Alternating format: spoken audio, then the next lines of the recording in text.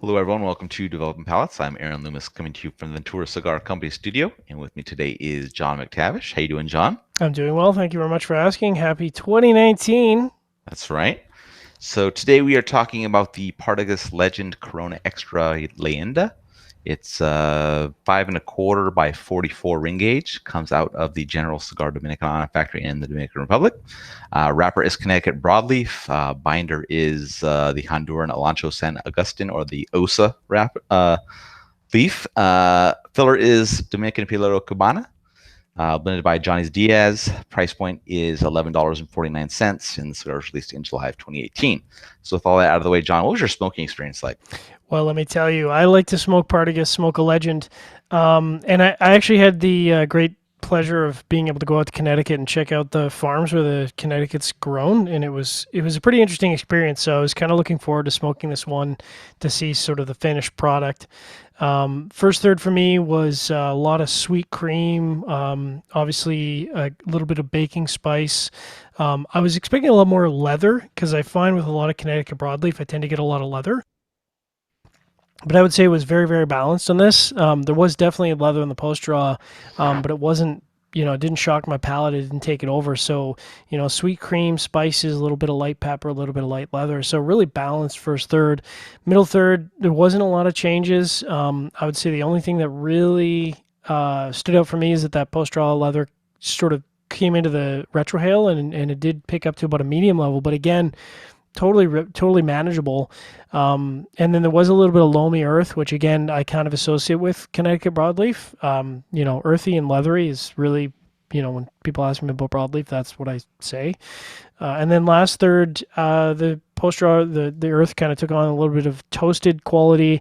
I wouldn't say like a bitter ashy quality like we sometimes get in the last third of cigars.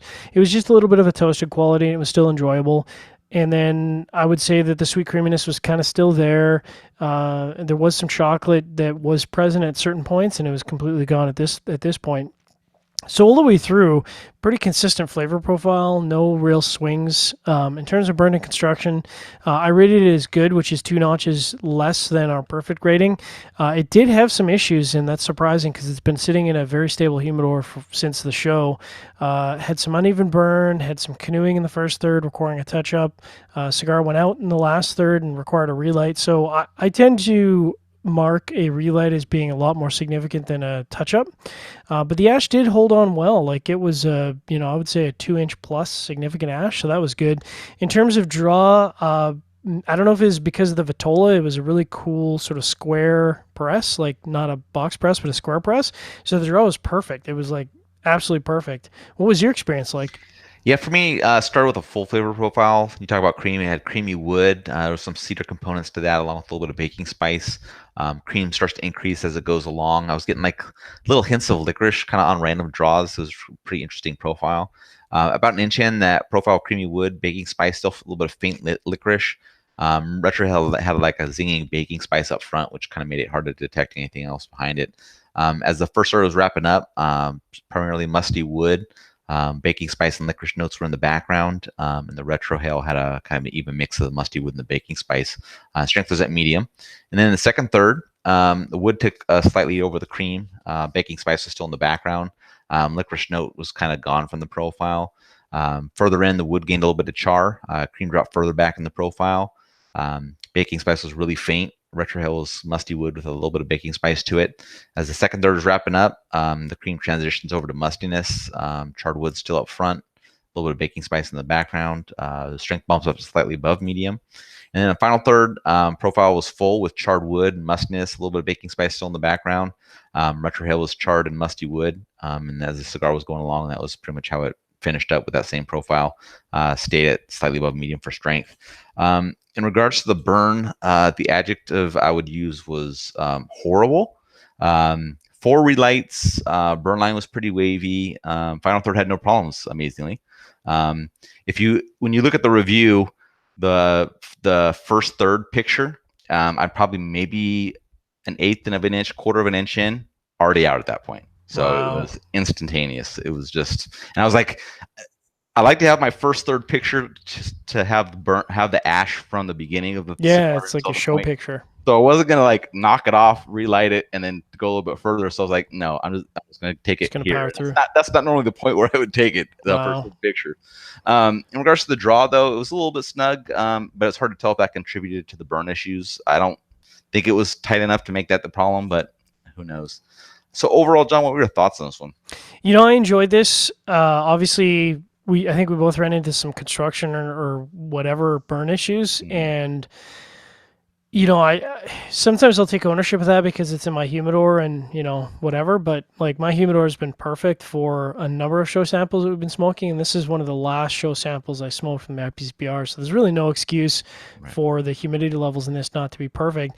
Now that being said, some people might look at the price point and say, boy, this is really, really expensive cigar, but it's true Connecticut broadleaf. And you can't really say that about a lot of cigars in the industry anymore. They say, broadleaf, and it's not Connecticut broadleaf. And the truth of the matter is, Connecticut broadleaf is costly because it's American hands making American leaf product, and that costs money.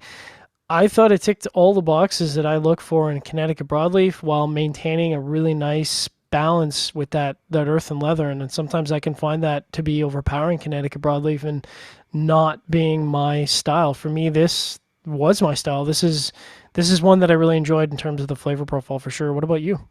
Yeah, I mean, I dug the flavor profile in the first third. Nice with the wood, the cream, baking spice, and kind of those like those intermittent licorice notes. I found it as a pretty interesting profile.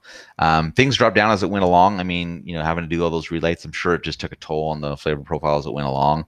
Um, I'm on the fence about trying this again because I do want to try it again because I want to see what a properly burning version of this would do, Hmm. flavor wise through the whole thing. But the price point for this size is, and then the experience I had, I'm like, do I? Yeah. I don't know. I just don't know if I'm curious enough to do it. I mean, again, I do. I'm in a tough place because you look at the size of this and you go, a lot of cigar smokers are not going to pay 11.50 for a Vitola that small Right. because they're price sensitive, and that's true of a lot of American consumers is that they're going to be very price sensitive for something this small. For me, it's not much of an issue because I'm used to paying $22 plus for a cigar, so $2 here or there doesn't make a big difference, but Right. if you have a bad experience, where does that put you where you go, do I want to spend another $11 if I have the same bad experience? Yeah. Does that, do I just go off at that point? What happens? Right. Yeah. I mean, I could have smoked a $20 Davidoff, right? Yeah. So who Yeah. And you knows? would have had a good experience. Exactly. Or they would have flown over to your house and given you a replacement. Right. Yeah. All right. So let's get into the scores. You gave it a 6.97. I gave it a Woo. 4.93. So how do you think that matched up with your experience? It seems high, but then when I think about the overall experience, I can say there wasn't a lot of cigars this year that were consistent from start to finish. And it wasn't that it came out of the gate with this really, really high flavor profile. It's just that there's been so many cigars that started out good and then they declined so aggressively that by the last third, they just become an average or subpar average experience. And this is one of those cigars, fortunately for the money, that said, what I got for a flavor profile from the start was what I ended up with when I got it down to the nub. Interestingly enough, this is one of those few cases where construction's holding the score back. So Right. if it performed perfectly in a burn score, you could this thing might have been in the low sevens, Yep. which is kind of shocking. What about you? Yeah, I mean, 493 is not a great score, but it's all construction related. Yeah. I found the flavor profile as it sat to be slightly above average. So I've had a lot of cigars that were like that this year, but if they had good construction, they're still going to be making it into the high fives, low sixes. Mm-hmm. But um, I rated, I left one notch left of how bad I would let the burn go Yeah. because there's cigars that burn even worse than this. I mean, this Yeah. isn't Yeah. the worst burn you can get, but it's pretty bad. And overall, it affected my enjoyment of the cigar. Yeah, So of it course. took I a mean, toll on the overall.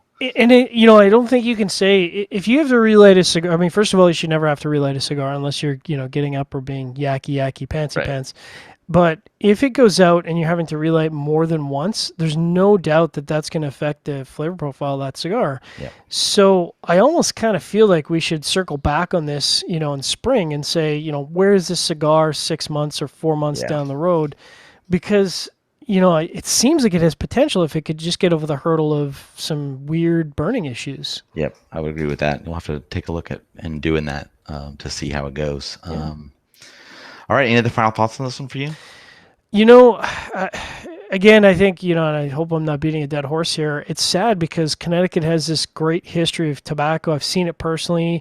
I kind of went in there being a hot shot, being like, yeah, yeah, tobacco, whatever. I've seen it, and it was a really interesting educational experience for me, and I took a lot away from that. So, I'd hate to see Connecticut tobacco go away, and I think, you kind of got to look at this and go, it's a little pricey, but you're paying for American tobacco, which is a dying breed. So, I mean, I got to tell the consumers out there, take that into account the next time you see a true Connecticut broadleaf. Yep, I would echo those sentiments. All right, if you're just catching this video on YouTube, be sure to subscribe to us, but also check out the full written review on the website, developingpalates.com. Follow us on all the social media channels, and you can catch all of our review recaps on podcasts, so iTunes, Google Play, and Podbean. Thank you for tuning in. We will catch you on the next one. Partagas.